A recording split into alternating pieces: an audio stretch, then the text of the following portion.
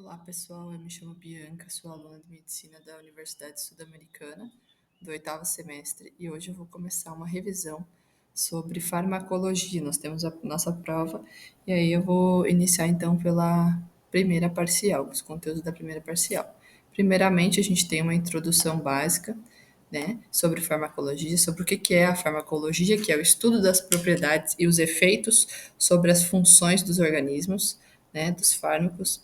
Aí depois nós temos que saber também a diferença entre fármaco, placebo e fitoterápicos, que os fármacos são formulações químicas com um princípio ativo, então eles vão gerar mudanças, né, câmbios, tanto farmacodinâmicos como farmacocinéticos, diferente do placebo, que é um ensaio clínico, então ele não tem princípio ativo e ele não faz modificações no nosso organismo, no nosso corpo.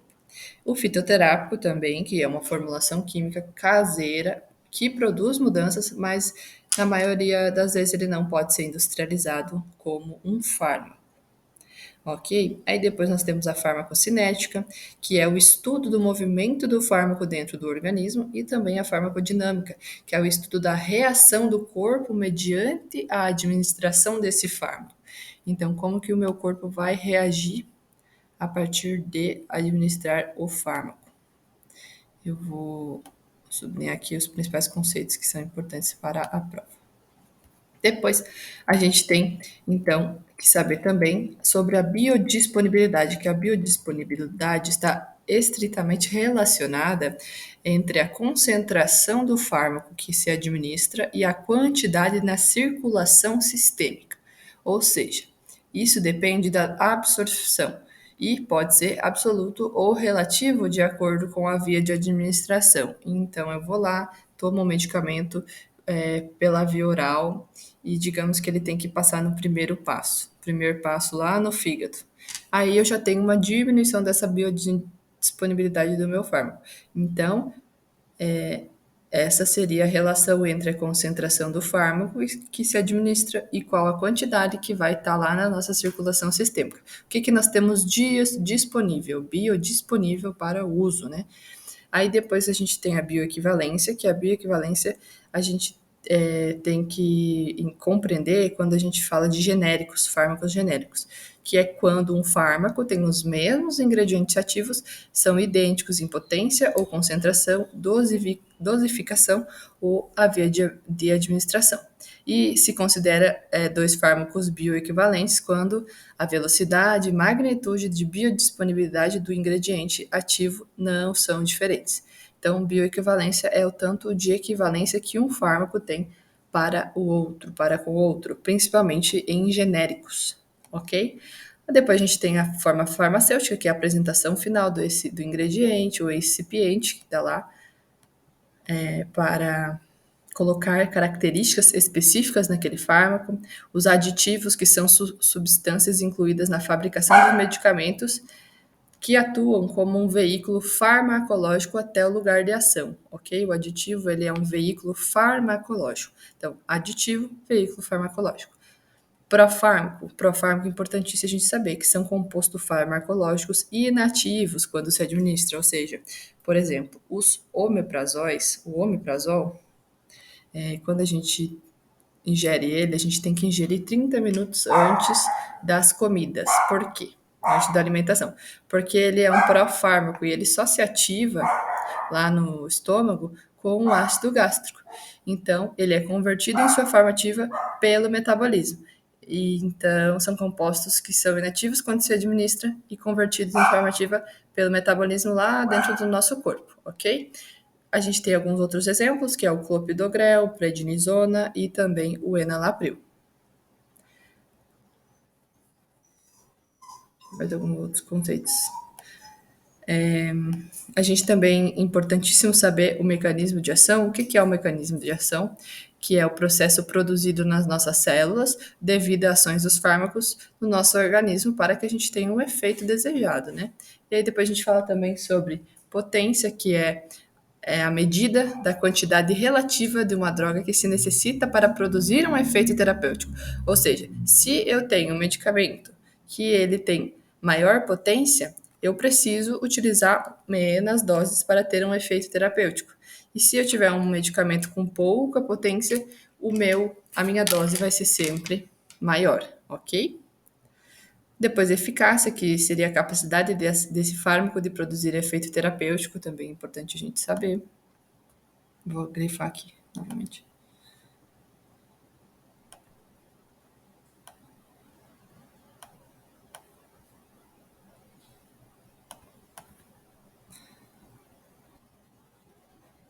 Continuando.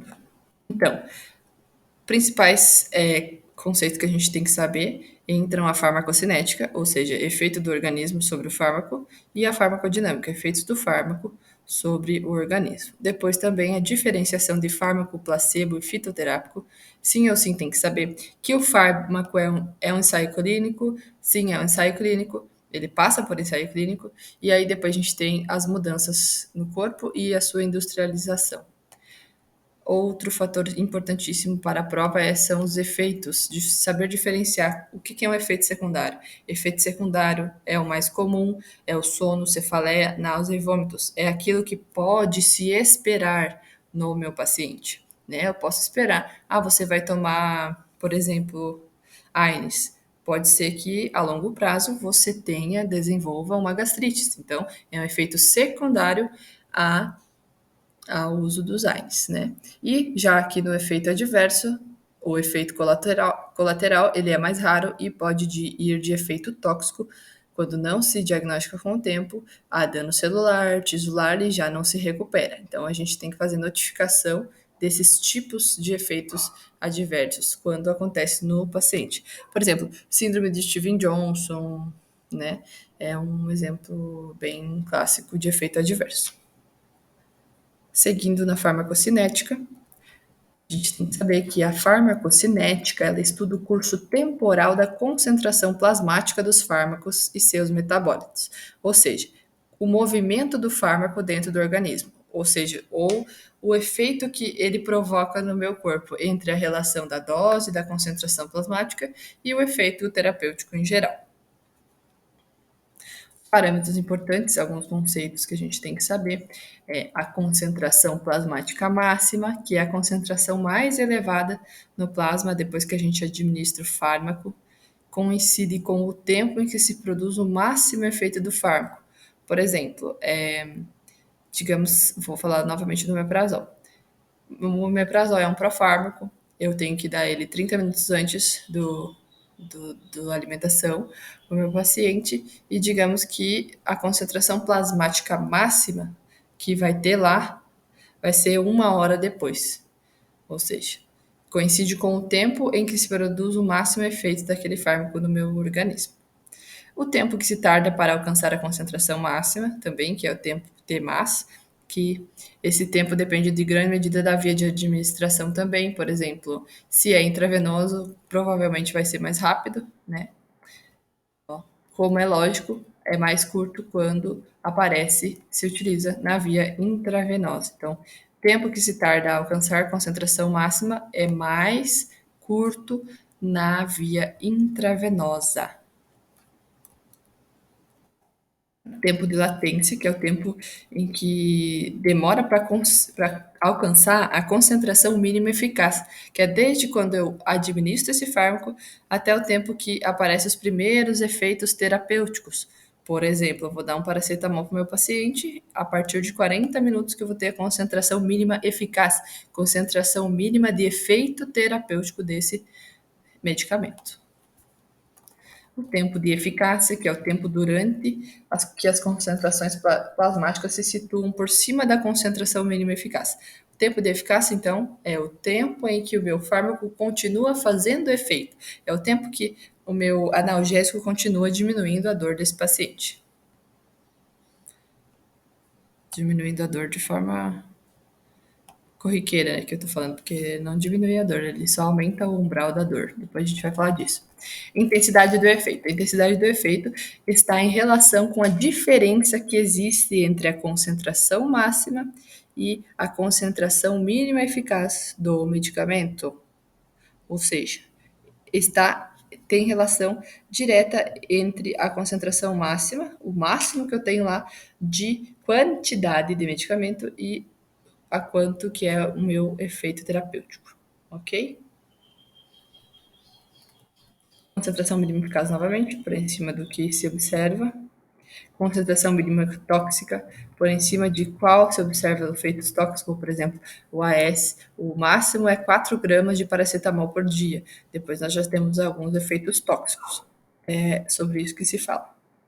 O índice terapêutico, que é a relação com a dose do fármaco para obter o efeito desejado e a dose que produz um efeito indesejado, ou seja, tanto o efeito desejado quanto o indesejado.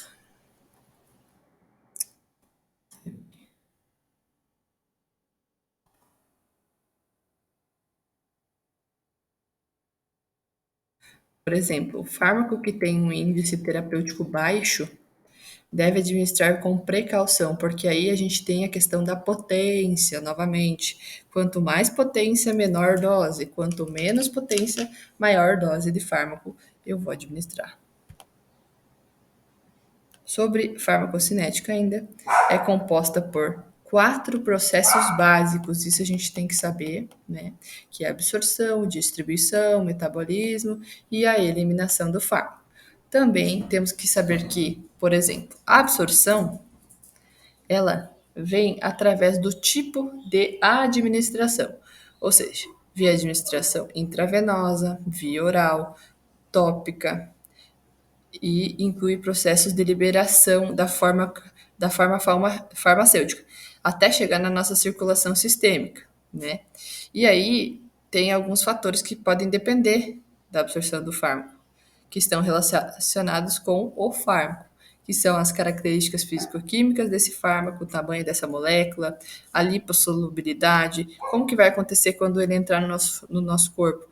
Vai ser por difusão simples, vai ser por transporte ativo? Isso tudo vai estar influenciando na nossa absorção. A preparação farmacêutica, a formulação, se é cápsula, se é comprimido, a dose e também os excipientes e aditivos e tamanho de partículas, ok? Então vamos seguindo. Depois da absorção, a gente tem a distribuição, que ela permite o acesso do fármaco aos órgãos onde vai ativar e também se vai eliminar, se vai se metabolizar ou não. A distribuição, ela depende da biodisponibilidade do fármaco, da fixação a proteínas plasmáticas, ou seja, se nós tivermos hipovolêmia, esse paciente vai ter uma distribuição baixa do fármaco. Se vai se metabolizar ou não, novamente, a solubilidade, se ele é hidrossolúvel, se ele é lipossolúvel, aí fluxo do tecido sanguíneo, que a gente fala também da volemia, novamente. Fatores que alteram a distribuição do meu fármaco: insuficiência cardíaca, insuficiência renal, edema, pacientes com derrame pleural, ascites, hipoalbuminemia, né, que é a diminuição da albumina, paciente que está com queimaduras, em processo de cicatrizações, acidose, alterações da barreira hematocefálica, todas essas são patologias e processos que podem determinar que a gente tenha uma alteração na nossa distribuição. Também precisamos saber sobre a cinética da distribuição, que nós temos três, que é o monocompartimental, que ele é o modelo ideal e ele se dá por via endovenosa. Depois o bicompartimental, que é uma distribuição a órgão mais vascularizado. E a tricompartimental, que é primária a órgãos vascularizados, secundária a todo o corpo e terciário a órgãos dianas, ou seja, fármacos para quimioterapia. Ele tem um modelo tricompartimental de distribuição, ele vai se distribuir por todo o corpo de forma completa, ok? Depois a metabolização. Metabolização é importantíssimo saber que ocorre principalmente no nosso fígado, no rim, pulmão e sangue. Ocorre biotransformação a metabólitos ativos, inativos ou tóxicos, principalmente pelo fígado, ok? Então a gente tem que ter muito cuidado com fármacos que são hepatotóxicos quando a gente dá via oral. Também saber que depende de padrões genéticos, que lá no fígado a gente tem as enzima CYP450, que alguns fármacos possuem algumas influências de acordo com essas enzimas, ok? 90% do metabolismo intestinal se produz mediante também a ação enzimática do citocromo P450. Outro fator é que a metabolização tem duas fases, ok? A fase 1 e a fase 2. Na fase 1, a gente encontra, ela faz com que essa substância seja um pouco hidrossolúvel, e aí ocorre oxidação, redução e hidrólise. Depois, essa substância passa para inativação ou ocorre uma ativação do produto inativo, ou seja, o profármaco. O profármaco, na primeira fase, ele passa por uma fase de funcionalização, que é a ativação do produto, do fármaco, ok? Depois, na fase 2, a gente tem uma conjugação, ou seja, junta as moléculas e faz com que o fármaco seja mais grande. Então, essa molécula vai se acoplar a um substrato, ela vai aumentar o tamanho e pode ser eliminado de forma mais fácil, né? É um processo que requer energia. É frequente que um fármaco origine um número elevado de metabólitos. Um pode ser inativo, outros ativos, desde o ponto de vista terapêutico, ou também tóxicos. Fatores que alteram o meu metabolismo são a idade do paciente, alterações na circulação, indutores enzimáticos e as consequências dependem de um efeito indutor das alterações desse metabolismo. Fase 1 e fase 2. Na fase 1, lá novamente, temos principalmente a influência das enzimas, citocromo P450, tem algumas reações e depois a via de conjugação, que já é quando vai preparar esse fármaco para a excreção. Vai enviar esse fármaco para a bilis, para as fezes, para o rim ou para a urina. Para o rim e, consequentemente, a urina. Depois a excreção, então, saber que a excreção ocorre principalmente por urina, rim, né, pelos rins, pelo suor, pela bilis, pelas fezes ou através do ar expirado. Alguns outros conceitos que a gente tem que saber é sobre clearance, que o clearance são mililitros de plasma que o órgão aclara, ou seja, elimina o fármaco. E também fala sobre a velocidade de eliminação e concentração plasmática desse fármaco, ou seja, o clearance, ele depende da velocidade de eliminação e concentração plasmática desse fármaco. O cálculo doses é a vida média de eliminação. É o tempo médio de vida. É importante saber também que esse tempo médio de eliminação é o tempo que tarda para a concentração plasmática se reduzir à metade, ou seja, para chegar a 50% de fármaco. Depois a gente tem a cinética de eliminação, que faz de primeira ordem ou zero ordem. Na de primeira ordem é a quantidade de fármaco que se elimina por unidade de tempo e é proporcional à concentração, ou seja, tempo é proporcional à concentração. Então, conforme vai passando o tempo, vai se eliminando, vai se diminuindo a concentração. Depois, na cinética de zero ordem, a gente fala sobre os mecanismos que eliminam e se saturam, ou seja, uma quantidade constante do fármaco se elimina por unidade de tempo. Já na primeira ordem, a quantidade é proporcional à concentração, então ela varia. Vida média ou semivida, tempo médio, é o tempo necessário para reduzir à metade a quantidade do fármaco no organismo durante a eliminação. Mecanismo de transporte. Esse aqui não vai cair na prova. Vamos passar. As vias de administração, sim, são importantes. Saber para que serve a via de administração para chegar no lugar de ação. Saber que o fármaco chega ao lugar de ação graças ao quê? Ao princípio ativo e às características farmacêuticas empregadas para administrar cada fármaco. Os tópicos são mais sensíveis. Os fármacos de efeito sistêmico têm um efeito profundo sobre a velocidade e eficiência e são usados em urgência. Outros fatores importantes é saber quais medicamentos vão ser, quais tipos de Vias de administração vão ser utilizadas quando eu quero efeito local ou quando eu quero efeito sistêmico. Se eu quero efeito local, pode ser via parenteral, e essa via parenteral vai mudar, que vai ser formas de administração intracardíaca, intravaginal, pulmonar, ou seja, inalatória, tópica, mas não são muito bem utilizadas, por exemplo, intraocular, intraventricular e intratecal não são muito utilizadas.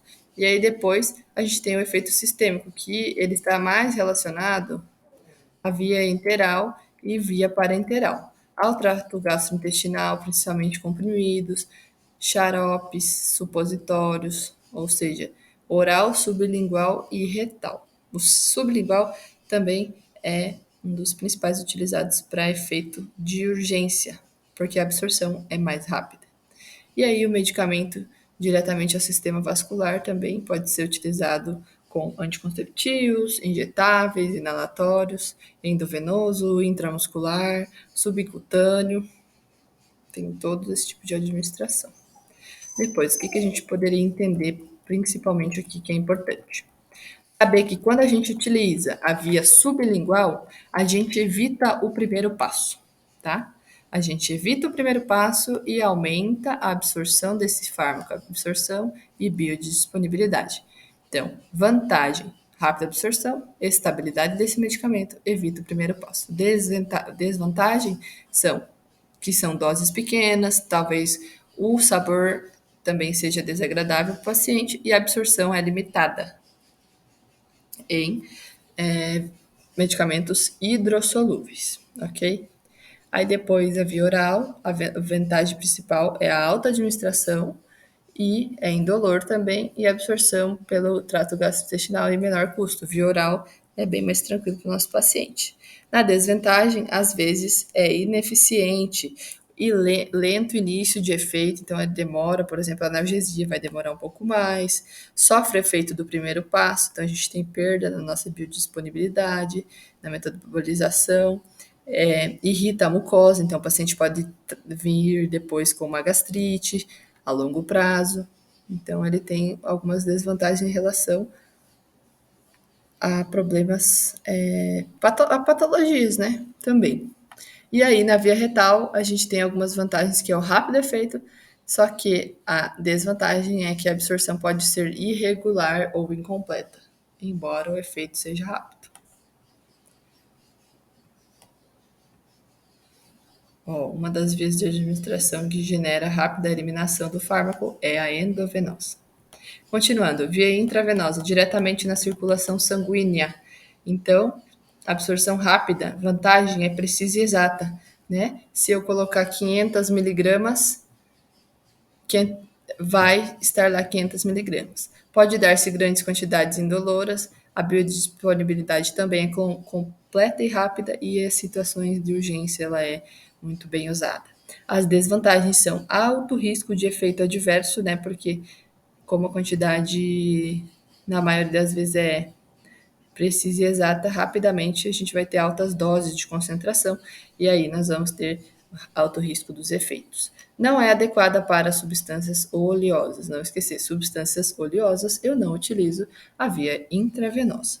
Depois, a via intramuscular, que injeta dentro do nosso músculo. E aí, a vantagem também é uma rápida absorção do medicamento, é adequada para alguns volumes adequados, depende do tamanho do músculo, e também pode ser utilizada em veículos oleosos e substâncias que irritam, substâncias irritantes. A única das principais desvantagens é a dor no local da injeção. Depois, a via subcutânea, a vantagem é que a absorção é baixa e constante. Então, ela vai se absorver baixa e constante, vai por um período de tempo. Depois, na desvantagem, é a absorção limitada por fluxo sanguíneo, né, na subcutânea, e não é adequada para grandes volumes, então são doses baixas, pouquinha coisa, quando a gente utiliza.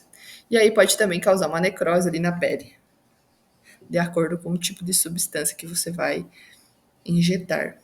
E a via inalatória, que é a absorção através dos pulmões. Também uma das vantagens é que ela é às vezes é de rápida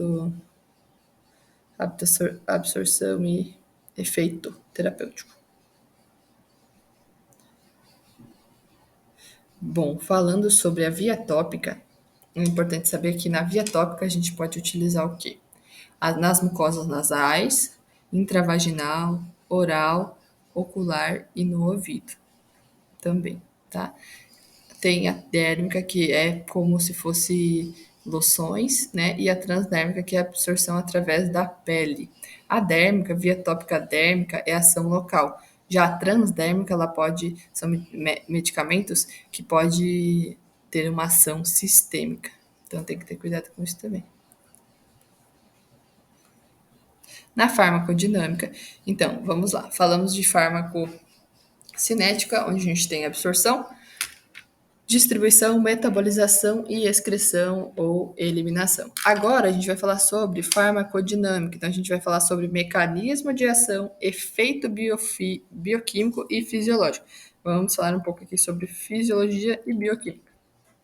Saber que mecanismo de ação analisa-se a nível molecular, tá?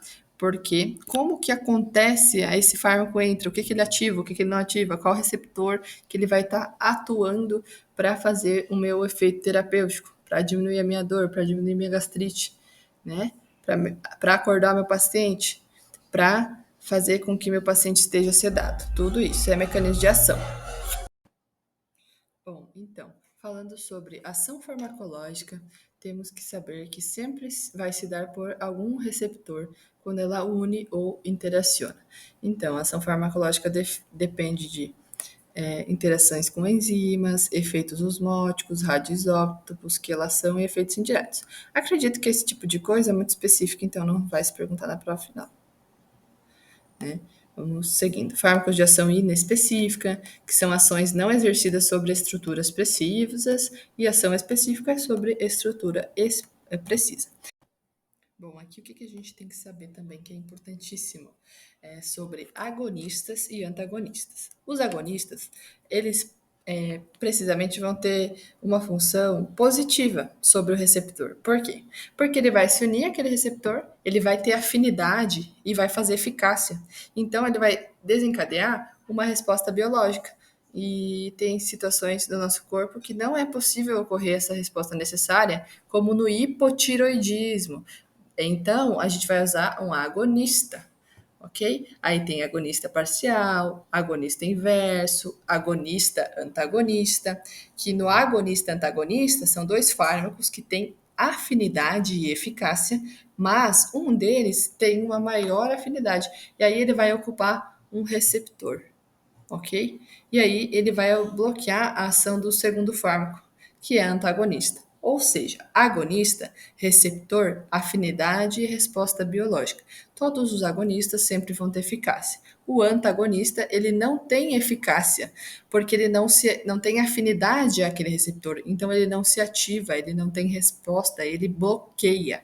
Ele está dentro dos grupos dos beta bloqueadores, ok? Beta bloqueadores. Então, ago positivo, antagonista, efeito negativo, não ativa, não tem eficácia. Os competitivos, eles bloqueiam o efeito dos agonistas competindo no mesmo lugar de ação onde está o receptor, ok? Mesmo lugar de ação onde está o receptor. Então, digamos que se eu tenho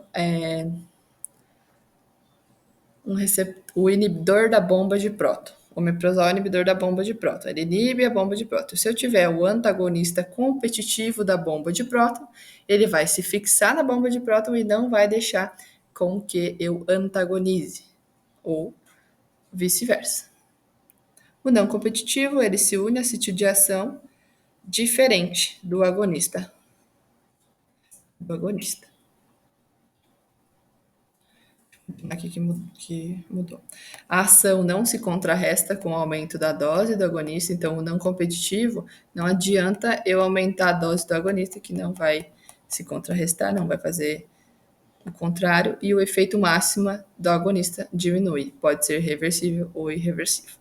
Aqui a gente tem uma explicação básica sobre agonismo e antagonismo. Então, o agonista, ele reconhece e ele se encaixa ao receptor. Depois, ele tem uma mudança ativa, traduz o sinal e faz a ação e causa uma resposta biológica. Já no antagonista, ele pode reconhecer, porém ele não se ativa, então não temos resposta biológica depois, ok? Ele não se ativa, ele faz o contrário, ele bloqueia. Curva dose resposta gradual. O que a gente tem que saber? Que demonstra que é o efeito observado com o fármaco em função da concentração no compartimento do receptor, que é de acordo com a resposta e a dose desse medicamento. Depois saber sobre interações, no geral. Bom, outra coisa principal que a gente tem que saber é que muitos fármacos são hepatotóxicos e aí podem levar o nosso paciente a uma insuficiência hepática, tá? Então, quais que são os principais medicamentos que causam insuficiência hepática aguda?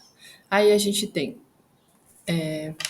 o acetaminofén, que é o paracetamol, o alotano, o isoniazida, valproato, as tetraciclinas, o ketoconazol, nitrofurantoína e a eritromicina.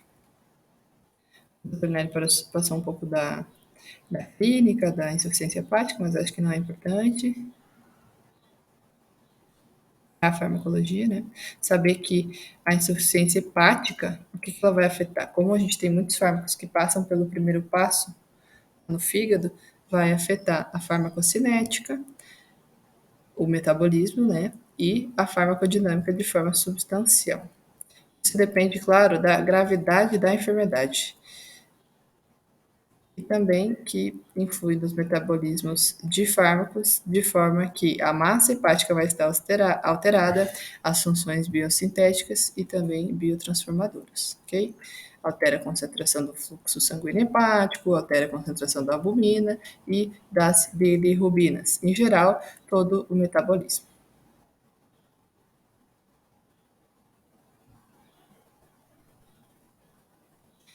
Saber também que as principais alterações farmacocinéticas nos pacientes com insuficiência hepática são a diminuição da biodisponibilidade do fármaco lipossolúvel por via oral e aumento da biodisponibilidade oral hidrossolúvel.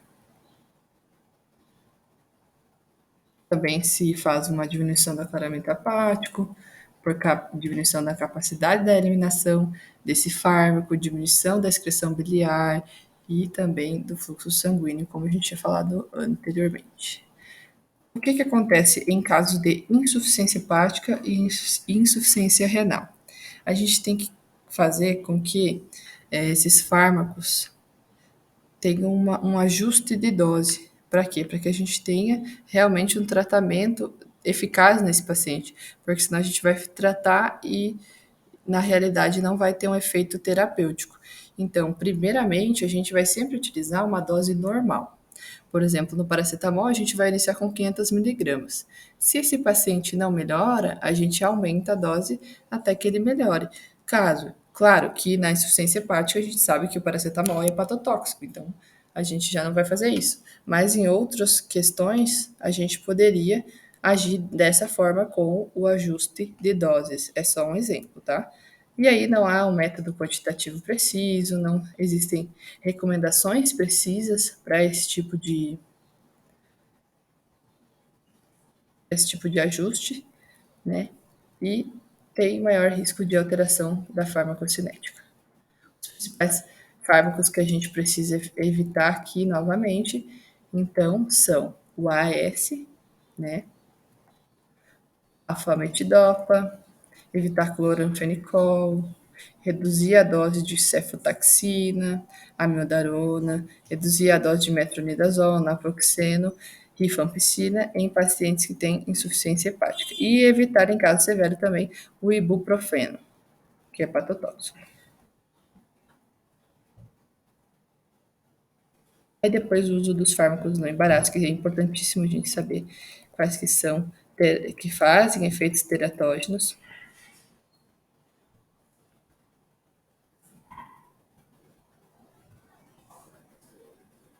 O mais importante é saber as classificações. Por exemplo, se eu tenho um fármaco de classe A, ele não demonstrou nenhum risco para o feto nem para paciente. Já no B, se aceita o uso não foi descrito risco humano também, mas se aceita o uso no embaraço.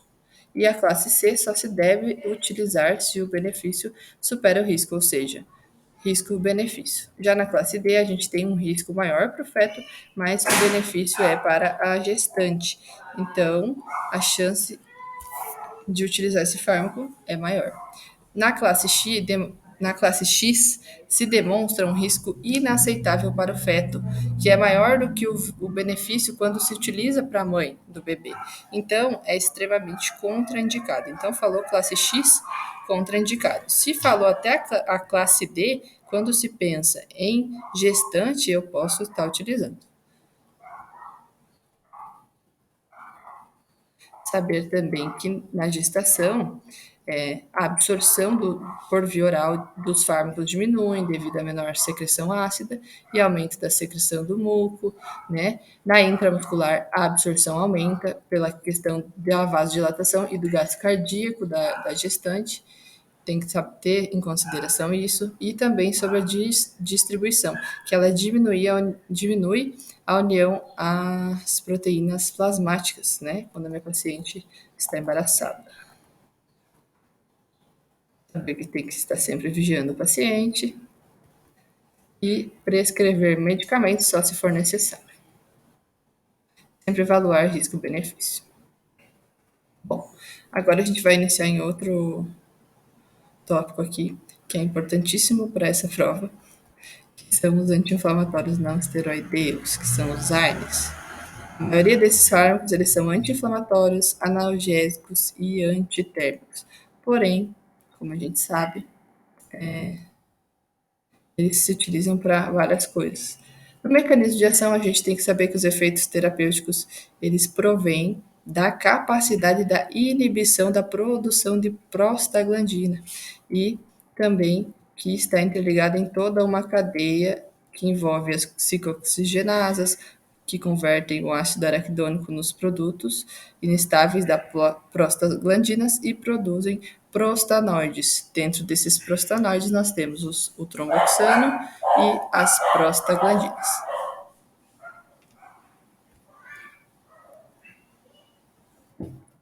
Também tem que saber diferenciar, tá? Que a COX-1 ela é constitutiva, desculpa, e ela é sintetizada no nosso corpo. Então, ela é responsável por processo inflamatório agudo e ela diminui a sua concentração quando temos processos de cicatrização, ou seja, na queimadura. E a COX-2 ela é induzida, ou seja, ela é induzida por processos inflamatórios.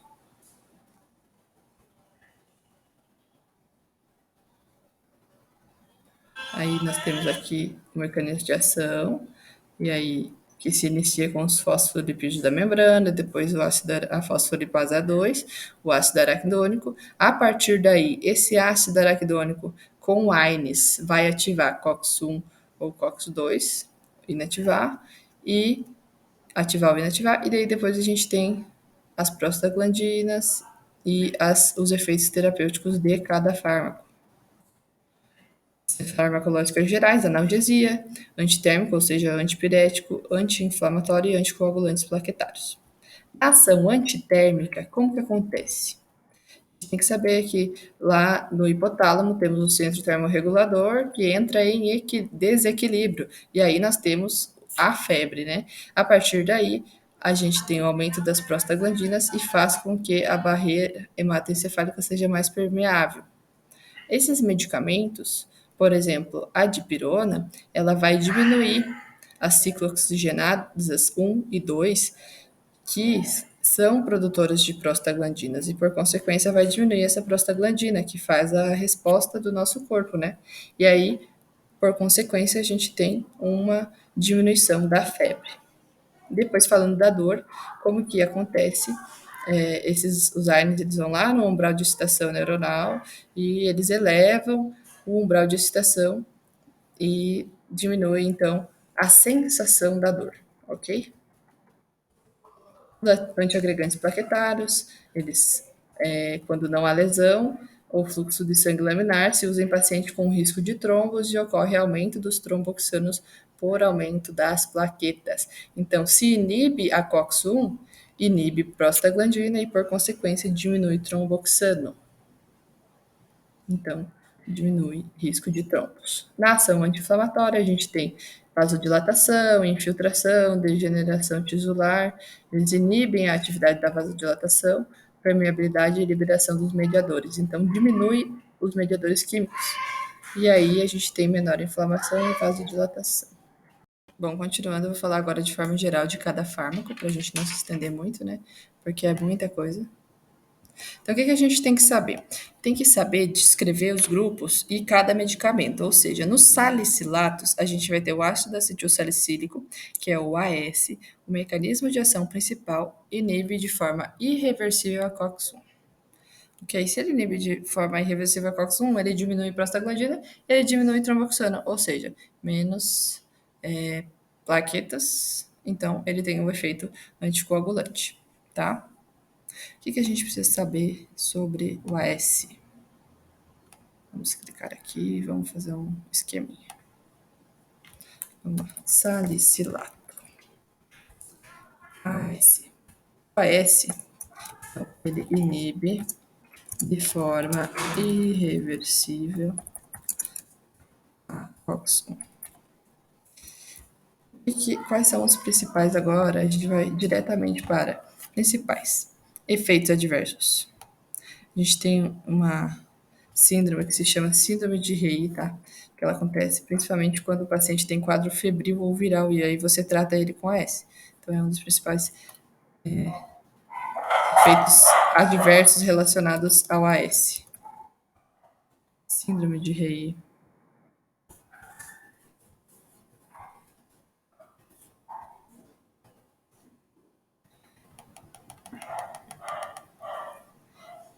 Irritação gástrica, principalmente, né? Vamos lembrar da gastrites. Náuseas, espasmos bronquial, urticárias, erupções cutâneas e hepatites. Eu vou colocar que vai dar irritação gástrica e que é contraindicado em paciente hepático, renal e embaraço. Ok? Aí vocês botam o que vocês querem. Seria basicamente isso.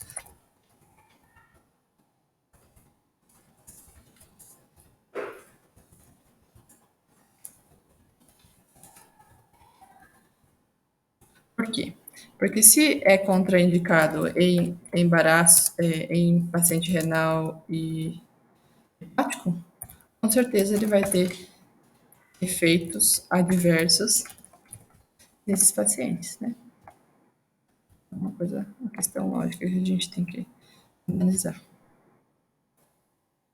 Para que eu uso AS? Todos nós sabemos que os ARNs, em geral, a gente vai usar para anti-inflamatório, principalmente aqui, vamos lá, vamos começar pelo principal. Anti-agregante. Depois nós vamos ter anti-inflamatório, antipirético e anti e analgésico.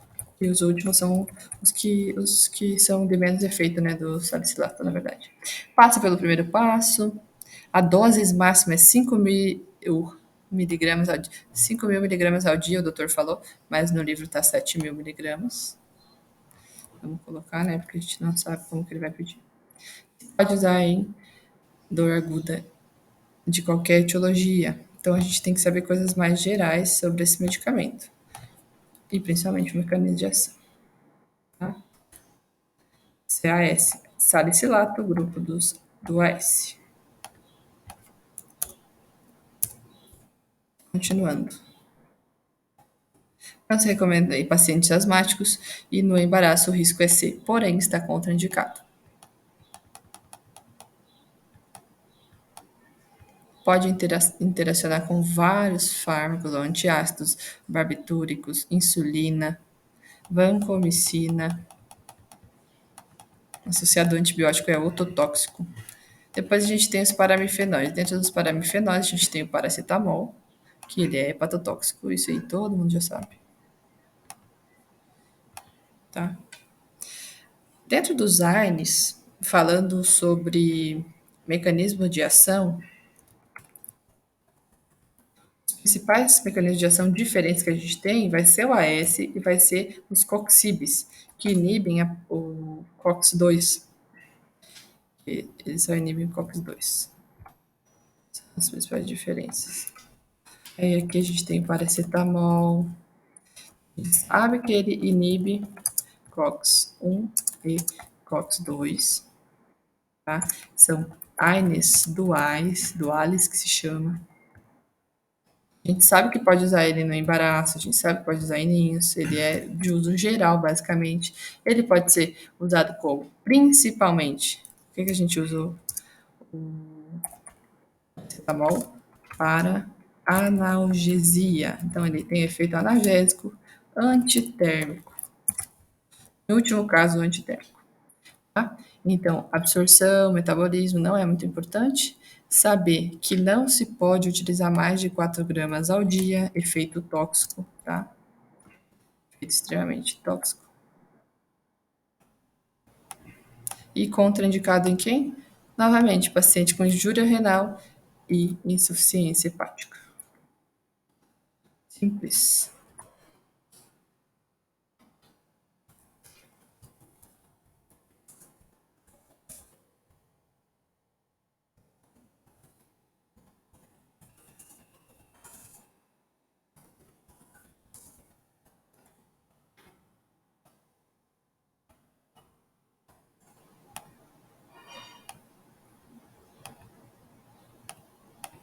Aqui vai ficar um pouco diferente as letras, mas eu espero que dê para entender porque é um resumo do resumo, né?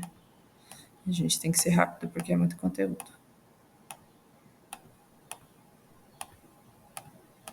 Seguindo nos paramifenóis. Então, salicilato AS, paramifenóis, P de paracetamol. C, P de paracetamol. Salicilato tem dois S, AS. Assim de lembrar. Aí depois vamos lá para os derivados pirazóricos. Dentro dos derivados pirazóricos, a gente vai encontrar a dipirona,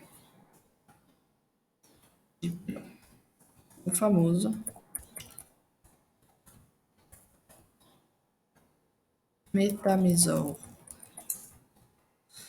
Ação. A mecanismo de ação é dependente da dose, mas a gente sabe que ele novamente vai agir lá na COX-1, COX-2. Ele é menos lesivo, para a mucosa gastrointestinal. Então, se meu paciente tiver gastrite, eu só tenho a opção de dar dipirona, paracetamol e AS, eu vou dar o dipirona, porque eu sei que ele não vai sofrer tanto, né? Aí, esse sim, a gente tem que lembrar que um dos usos principais do dipirona é antitérmico, analgésico, anti-inflamatório. Não tanto, porque a ação é escassa. Porém, ele tem uma ação espasmolítica. E ele relaxa, essa ação espasmolítica, relaxa o músculo liso. O que isso quer dizer? Que ele pode também tratar a dismenorreia, a dor das cólicas menstruais, tá? Sempre relacionar isso. Ação espasmolítica diminui, relaxa o músculo liso, então ele pode ser utilizado na dismenorreia. Dor pós-operatória, né? E aí, saber também que as reações adversas, efeitos adversos principais, estão relacionados à agranulocitose. O que a granulocitose pode causar? Pode causar anemias, então aí nós temos a anemia aplásica. Quando fala de agranulocitose, tem que lembrar sempre de anemia, anaplasia, ok? Se for utilizado cronicamente, pode causar uma lesão renal.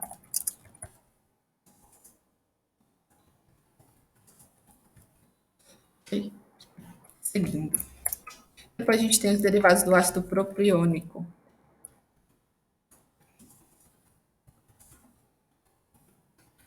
É importante saber do ácido propiônico.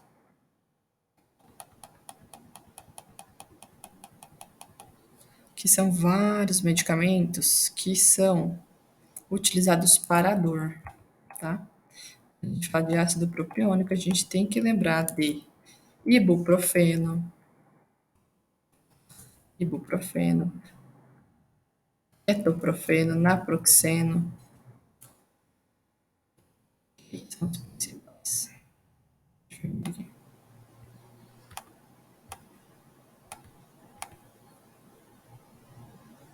Vale a pena. Bom, voltando então sobre os derivados do ácido propiônico, a gente tem que lembrar do ibuprofeno, naproxeno e ketoprofeno. São os mais utilizados. Todos eles têm ação característica, principalmente é analgésico, antitérmico, anti-inflamatório, né? E todos inibem as clooxigenases. Novamente a gente falando. Os usos deles principais vai ser dor aguda, febre, dismenorreia, pode ser também alguns antirreumáticos, né? Tem algumas funções um pouco diferentes. Vamos lá. Então, ibuprofeno. Ok? Vamos lembrar, principalmente, ibuprofeno. Como a gente sabe que todos os derivados do ácido propiônico, eles são, a maioria, são analgésicos, né? O que a gente vai lembrar é que o mecanismo de ação vai ser sempre inibir prostaglandinas, inibir prostaglandinas, causar analgesia, anti-inflamatória.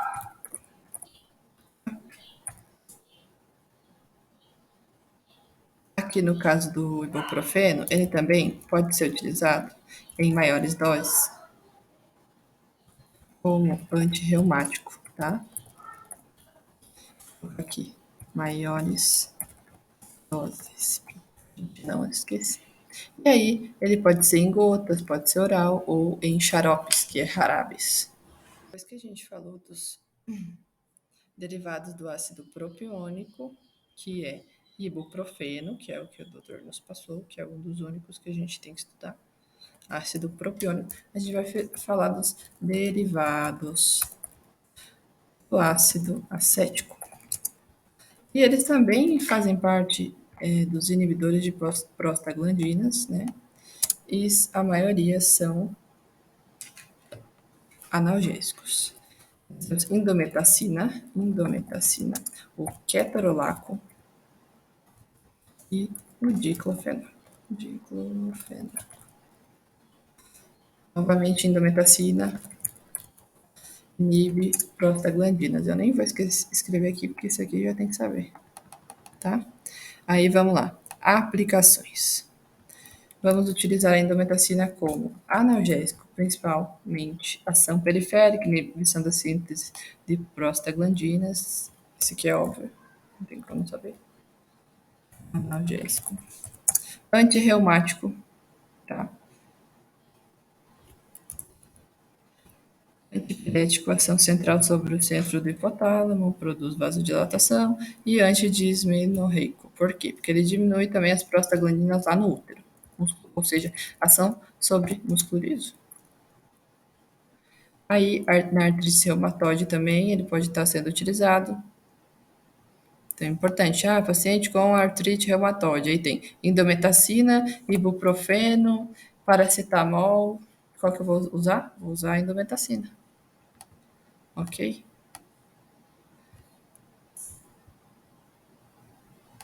Também é importante em enfermidade de Hodgkin. Mas isso aqui eu acho que não. Não. Sobre as reações adversas. Aqui, na indometacina, a gente tem bastantes reações adversas. Entre elas, nós temos, novamente, lá a questão das lesões gastrointestinais, a granulocitose, assim como na dipirona, porém, algumas das reações adversas atuam sobre o sistema nervoso, né? Que seria o agravamento da epilepsia, do Parkinson, as confusões, mareios, vértigos. Então, isso aqui é bem importante saber, que ele é um analgésico que pode nos levar a ter mareios, depressão, piora da epilepsia e Parkinson. Também é fetotóxico e teratogênico. Então, ele é contraindicado para embaraçadas, porque é teratogênico e fetotóxico. Ok? Importantíssimo saber essas coisas.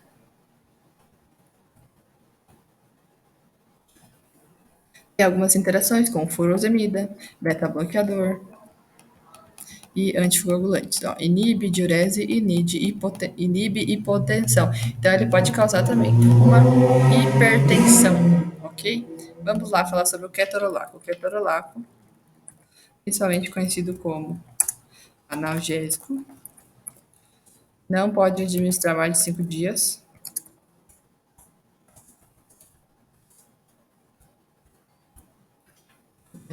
Isso. E ele inibe COX-1, COX-2. Então, ele é um inibidor dual. É um ARNIS dual. Além de analgésico, ele é anti-inflamatório.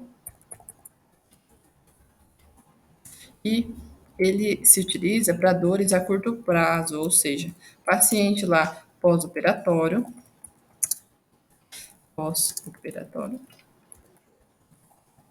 ganha dismenorreia novamente. E ele tem uma exceção diferente dos outros, que ele pode ter uso oftálmico. Uso oftálmico, pós-extração dentária também. Ele é um pouco mais forte, tem maior potência. Cataratas e conjuntivites. Então, qual analgésico que eu vou utilizar para o meu paciente que está com conjuntivite alérgica? Ketorolaco. No caso de AIDS, ok? Depois, a gente tem que recordar que a dose máxima é 90 miligramas por dia e que as reações adversas são gerais. Também em pacientes com insuficiência renal, hepática, náusea, mareio, dor abdominal, hemorragia e úlceras.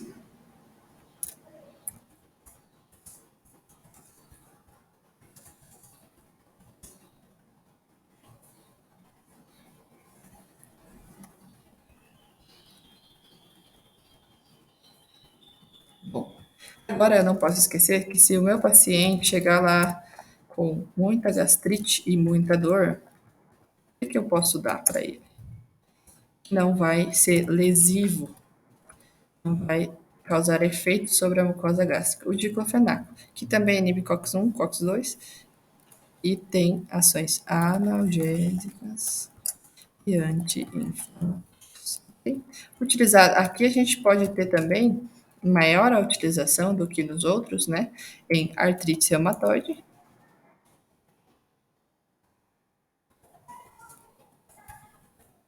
e artrose. Novamente vai servir lá para dismenorreia, cólico renal, pós-operatório, assim como os outros medicamentos desse grupo, derivados do ácido acético. O máximo é 150 miligramas ao dia, tem que saber também. E principalmente via oral e intramuscular. É o melhor tolerado, então a gente vai ter menos efeitos, tanto hepático como injúria renal, ok? Então eu nem vou botar os efeitos adversos, porque tem os menos. Depois, quando a gente fala de derivados do ácido antranílico, nós temos o ácido meanfenâmico, que ele é bem característico para dor aguda e principalmente de dor odontógena. Então, se perguntar para nós lá qual que é o medicamento que eu vou utilizar para dor de dente, dor odontógena, é o ácido meanfenâmico, derivado do ácido antranílico. Antranílico.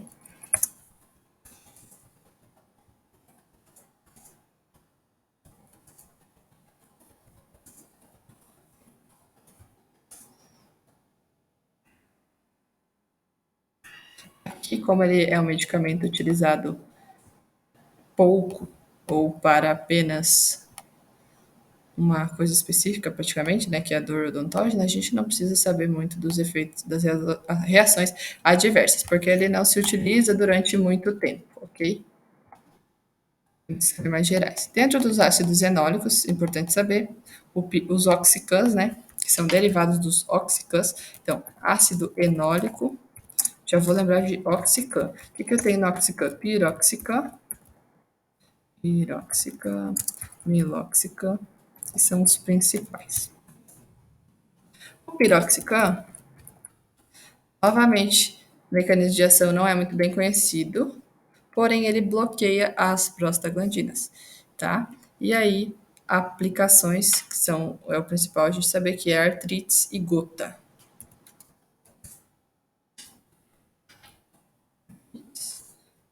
E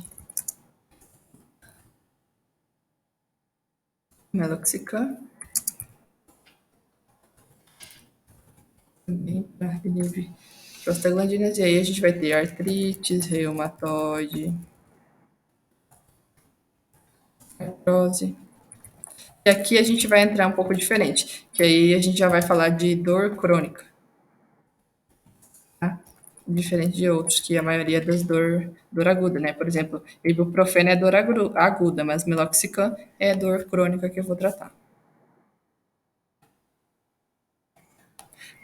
Pouco frequente também as reações adversas. Agora sim, a gente tem que saber aqui, sim ou sim, que é uma das exceções que eu havia falado, assim como o AS, né?